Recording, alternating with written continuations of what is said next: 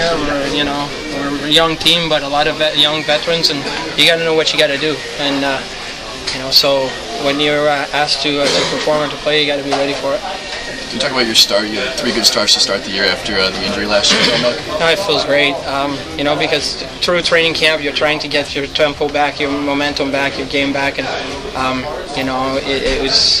it was hard. It wasn't easy because you work extremely hard during the summer to be 100%, and then you get on the ice and you haven't been on the ice facing shots and facing games in so long. But it's. I don't know. It just feels like it was yesterday that I got injured, and you keep going. It's a bone. It's a bone. You get yourself ready, and that's kind of mentality I had throughout this whole process.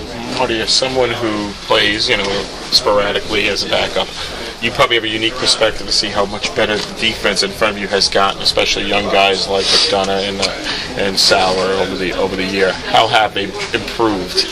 They play perfect in the style that we like to get going. They've got some great leadership, to follow the example of, Stalzy when he's in the lineup, and then Girardi. They've been really laying the groundwork for how we want to play defensively, and everybody's buying into that. A lot of block shots, a lot of passing lanes taken away. Makes the job a lot easier for a goaltender when you got that support, and when you've been in this situation for a little bit now, you can kind of read what they're going to do, and they expect something from you, expect something from them. It's a good partnership. Are you the secret weapon against the Jets now? I don't know. I don't know. Obviously, when you're out there, you're focused on the game and what's in front of you. But at the same time, when there's moments in the third period where the crowd's worried or is concerned with somebody who's not really playing, and then to take it from there to where late down the stretch they're chanting your name. Is there something important about redirecting that energy from the crowd into what's going on the ice as opposed to what is really happening? This game was. It was weird in the sense of the energy. The first period had no energy, and then it got going in the second, and we scored that goal. And at the end of the game, it just felt like we were really building off the crowd's energy. Everybody they were cheering the little chip out of the zone like it was do or die situation. And as a goalie, it makes you feel good because you're battling for a win and a shutout, and every little plays like this are going to matter in the end, and the crowd is responding to it and cheering you on. So it definitely feels good. Hey Marty, when you go a stretch without playing, Winnipeg and then Monday, can you see the difference in the way the team is playing in front of the goalie? Is there a stark difference, do you think, from the game in Winnipeg to the game Monday night to tonight, how the team's playing in front of you? I think you've seen a bit of an evolution throughout the season, and that's a good sign. I think we've corrected some things where we felt like we've done a lot of video of what we felt was a key point for us last season, and we kind of had gotten away from it a little bit. Maybe it was not having a chance to practice a whole lot earlier in the year, but when we got back here that whole week before Long Island, we practiced a lot, and when we went on the West Coast, it's really started showing how we were responding to the system.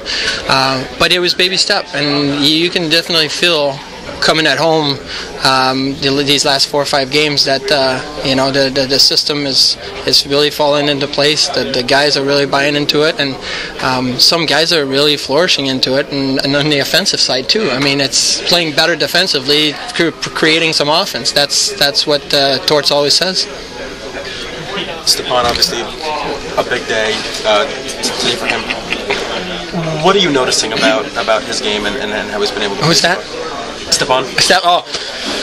Just like I always say, I don't know what they did at Wisconsin, but Step and Donna, they're really smart hockey players. They know the game. They study the game.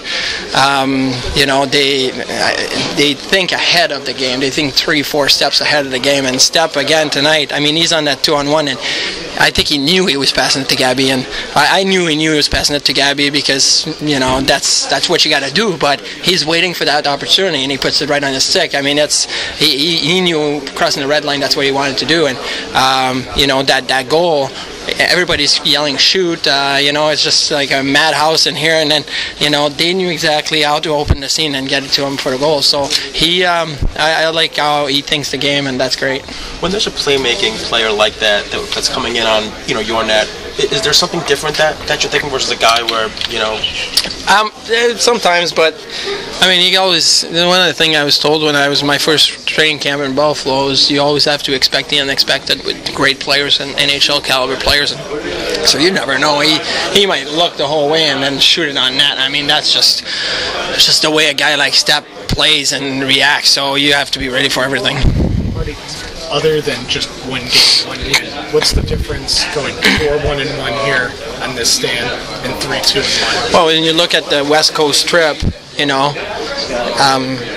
3-1. You could have gotten 2-2 and said, it's okay, but you're 3-1. It's a very successful trip. You come back home, it's the same thing. You start 0-1-1, and you're able to put 4 wins in a row. And as a team, we want to get on streaks like that. We want to be able to come back with a win right after a loss, and we want to be able to keep going and get on streaks. And I think that's a huge difference when you get these long stretches on the road or at home to be able to make that last one count to put it in the bank for the rest of the year.